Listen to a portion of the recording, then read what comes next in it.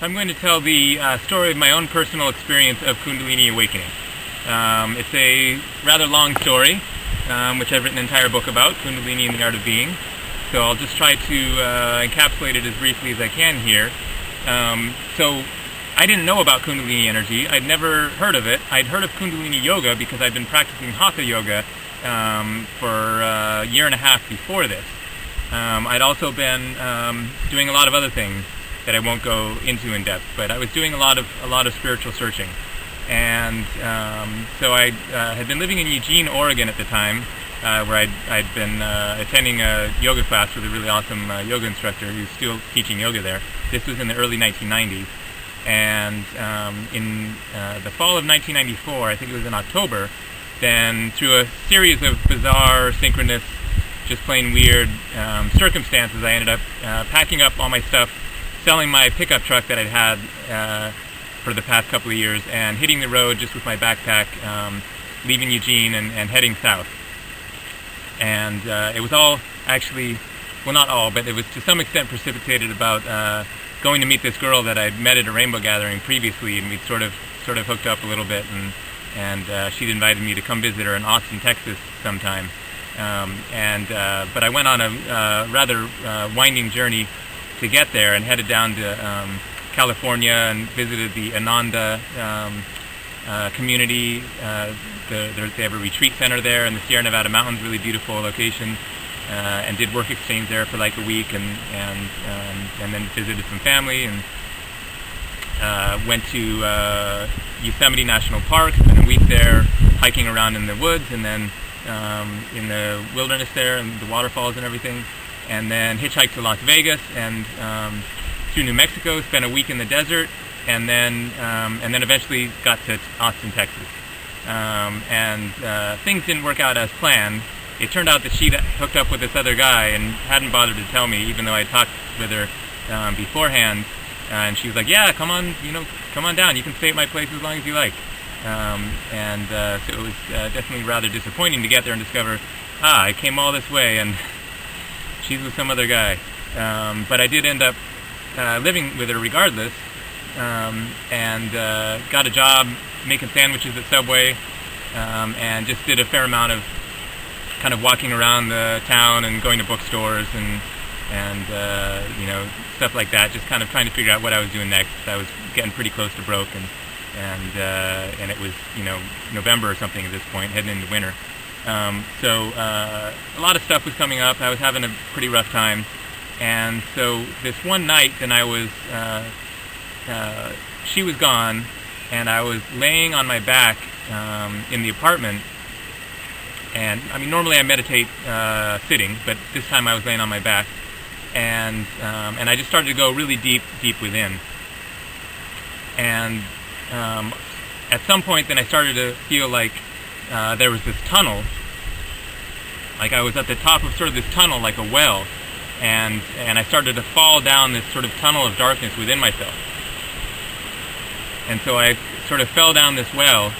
And then it's like I came to a deeper part of myself, and then suddenly I had this memory, and I remember this experience from when I was maybe like 3 years old or something, and I'd been trick-or-treating with my dad, and so we came to this house, and my dad stayed at the sidewalk and encouraged me to go on up to the house and get the candy. I don't remember what my costume was, but so I walk up to this house and go knock on the door, and they open the door and give me some candy, and I say thanks, and then I turn around and go to walk down the stairs, and all of a sudden this guy like jumps out of a bush with this just horrible scream and acts like he's gonna jump on me.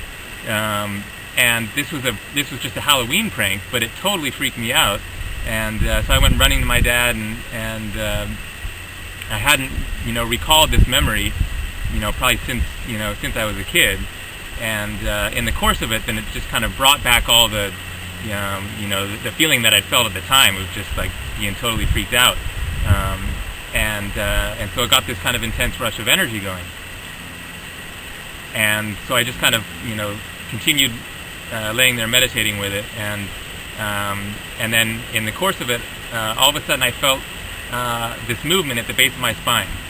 and I didn't know what it was, what it meant. I just kind of had this intuitive feeling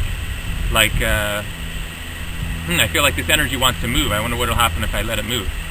And so I experienced what kind of felt like this little ball. It was like there was this little ball of something, this ball of energy at the base of my spine, and it started to move up my spine. And so I allowed it to move up my spine.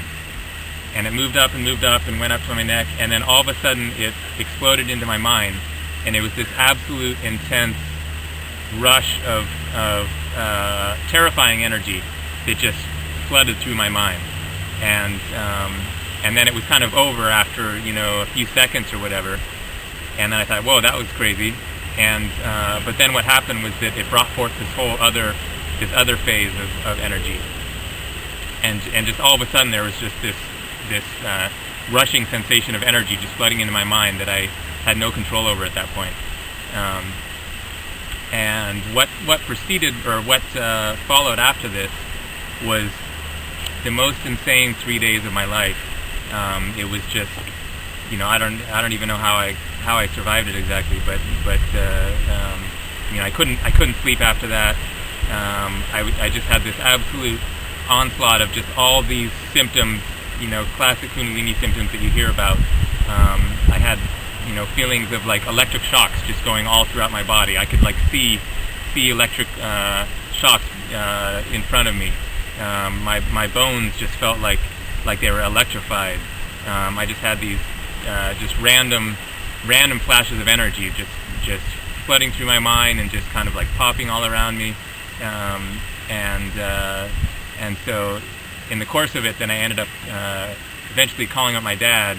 I actually called the emergency room, I called 911 and tried to explain to them what I was experiencing, and they were just like, I have no idea what you're talking about, like, feel free to stop by the emergency room or whatever. And so I hung up the phone, and then just over the course of the next 2 days it calmed down ever so slightly. And then I talked to my dad, and he ended up buying me a ticket back to California, and I moved back and ended up spending that winter living with my mom. But it was a good 6 or more months of just complete insanity from that point on, and then things definitely progressed. But at the time, I didn't know what had happened. I had this kind of general vague intuition, like this must be some kind of a crazy, weird spiritual experience. I hope that I'm not just going crazy here. And then eventually I happened upon the book Living with Kundalini by Gopi Krishna, which helped explain a whole lot. And then once I'd figured out, it's this thing called Kundalini, then I started searching more and found more books, and I ended up finding a Buddhist teacher that I was going to on a weekly basis that helped give some insight on it, and so from there, then I was on this quest for information, and eventually the symptoms managed to stabilize to some extent. But that was 18 years ago now. That was December of 1994, and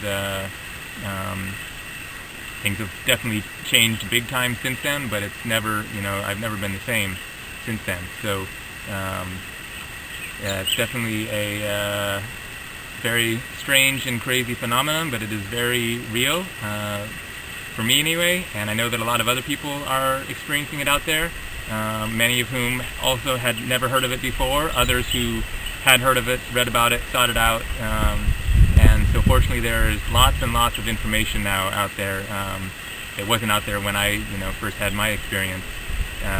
So if you are experiencing something along these lines, just look around. There will be some links below this video to some various resources. And the important thing to keep in mind is just that things can change. Things can change dramatically, fairly quickly, even if it's been a long time of being stuck in the same kind of stuff, challenging stuff. There is a progression to it.